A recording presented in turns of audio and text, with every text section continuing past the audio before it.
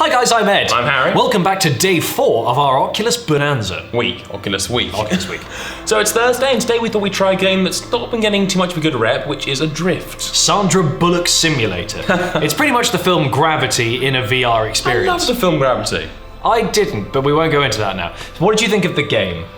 I thought it was very, very good indeed. Did you? You know, I was aware that this game hadn't received the best reviews. I think some people maybe found it a little boring at times, but to me, this game was epic.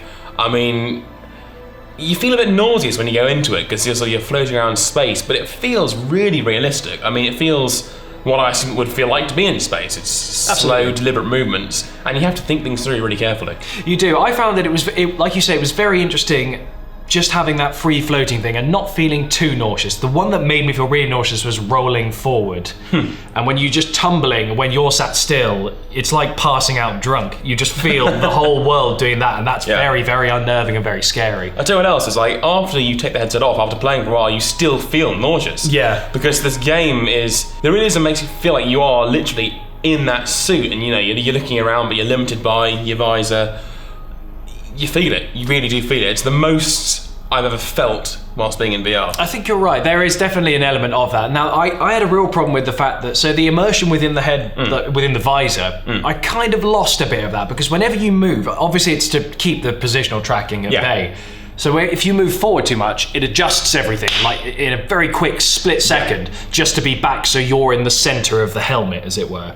And that's very jarring. When you're leaning forward to look down, so you go, whoa, boom, and suddenly everything moves forward and you're going, what's going on? And the same when you move back, it tries to readjust. So I found that too. Slightly jerky. Also, I mean, the other thing I noticed was the premise is you're an astronaut floating through this damaged space station. So there are sort of particles of damaged bits floating around you. Yeah. And often the bits would sort of hit your visor and bounce off, but sometimes they just sort of float through. Which really breaks it. Yeah. Because like you said, the ones that do bounce off, you're like, that looks cool. And when it just goes like that into your eyes, you're like, okay, that was less cool. But again, it's kind of that trade-off. You've got, at times it's the most amazing I've felt in VR versus, oh, it's jarring, I've broken out of it, and it kind of breaks the spell. But you take the rough with the smooth, I guess. That's very interesting because my exact description would be what you just said. It's either one of the coolest experiences I've ever had or one of the most boring at the same time. Now, that sounds harsh, but going down the corridor bits of the game, because there's kind of, we haven't gone through the whole game, by the way, but the bit we have played, there's a lot of going down corridors and into rooms and grabbing oxygen and putting that in you. And after 2 to 3 minutes of doing that, you're going, right, come on, this is boring now. Then you get to the outside bit when you see space and the earth beneath you and the kind of disaster that's occurring around you with the broken up bits of spaceship.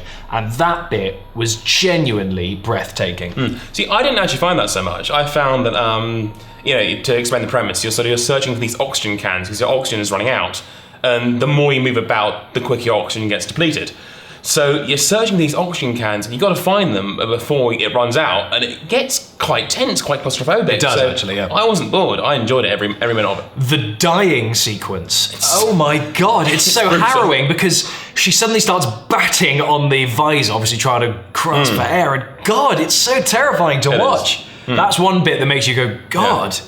So actually, being punished by death in this game actually holds some kind of negative connotation. There you go. So not for the faint of heart, but well worth playing. Absolutely. So guys, we hope you enjoyed this very brief review of Adrift. It is definitely one of those kind of games to check out. Whether you find it more boring or whether you find it amazing, it's definitely worth giving a try to find out. Be sure to come back tomorrow for our final day of Oculus Week for a game I'm not looking forward to playing so much. Dreadholes. So like horror. I'm so excited for it. So we will see you guys in the next video. Cheers for watching, guys. Bye.